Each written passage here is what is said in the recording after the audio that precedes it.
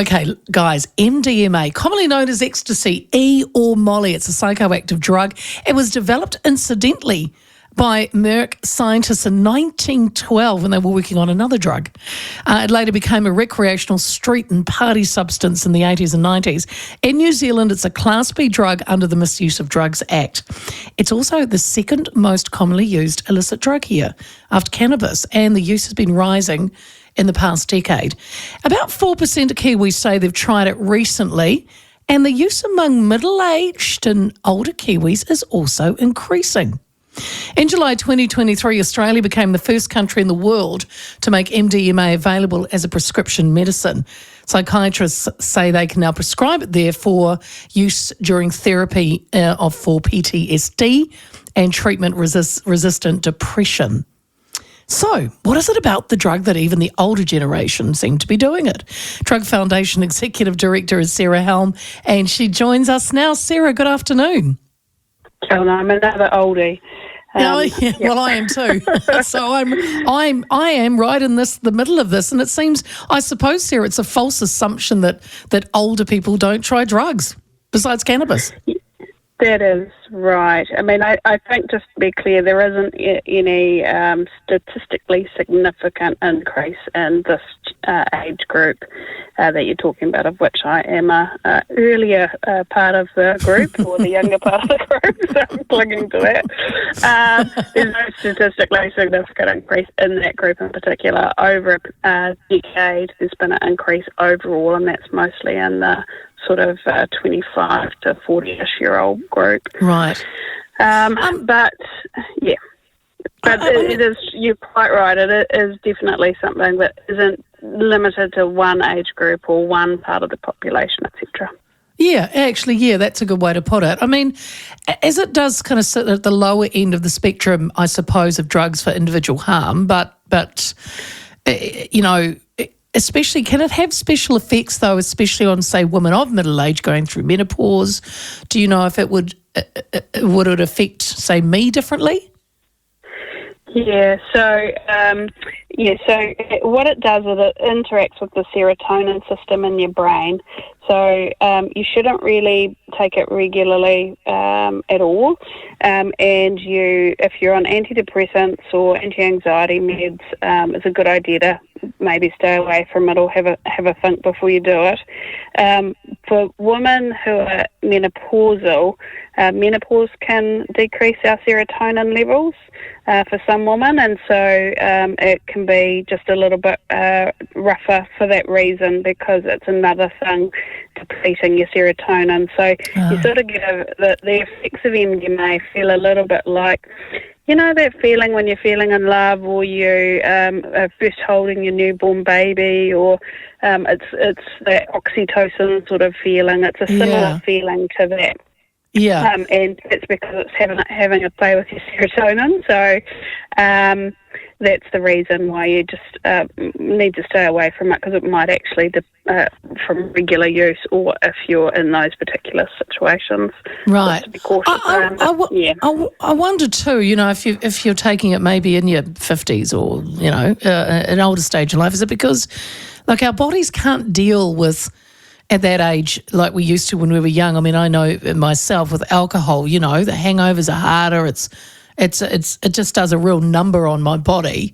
Whereas maybe a drug like MDMA offers a different experience. The stories I've read, you know, the come down wasn't as bad. They felt better the next day. Maybe that could be a reason MDMA might be more popular. Yeah, I think the growing awareness of the harmful impacts of alcohol and the side effects, and for women in particular who are in that sort of menopausal age group, menopause and alcohol don't go together very well at all. So they might be looking for something else. But I think, you know, there was some coverage in the Herald, and they interviewed some of our research friends at various places. And one of the studies was a longitudinal Christchurch study. Yeah. And the cohort is, I think they're born the same year or the year after me or something. And that cohort has used more drugs than most other generations. So It might also be, and this was the researcher Joe Bowden was referring to, perhaps a return to old things that they've tried. So that could be a little thing that happens, but so far not a statistical, a big increase or anything. Do you think, Sarah, you just mentioned generational drug taking, obviously not obviously in the 60s, free love, and it was all kind of psychedelic drug taking, and then, each kind of decade brings a different kind of drug, I suppose. What are we in at the moment? Is it MDMA? It says it's the second most used. Is cocaine still up there? Like, what is the kind of drug it seems at the moment?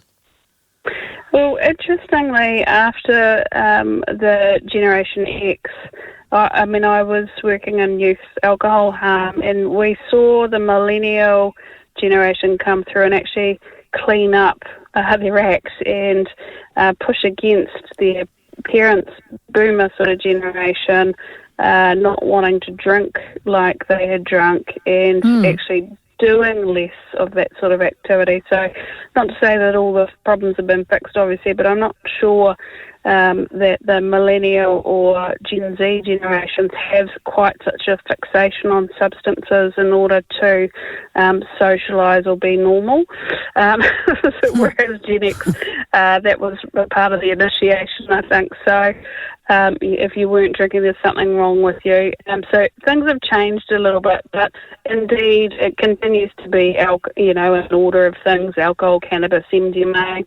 Right. The other thing that changes everything for us is we're just a tiny little nation at the bottom of the world, and international drug markets completely. So aside from the regulated substances like alcohol, everything else is just policed, so there's no regulation.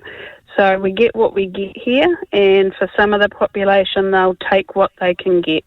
And so we're seeing some changes in the drug market as a result of that, and people might have seen the coverage of the big busts of cocaine that have arrived. So we have seen a growth in presence of cocaine in New Zealand, which is an unusual situation for us, but as a result of basically the black market getting much better at producing things in order to make more money.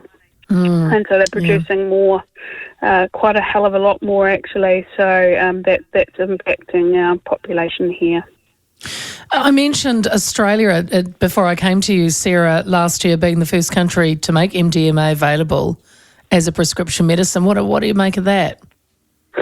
Yeah, so there's some really exciting, I think, research showing therapeutic benefits actually of a number of our classified substances.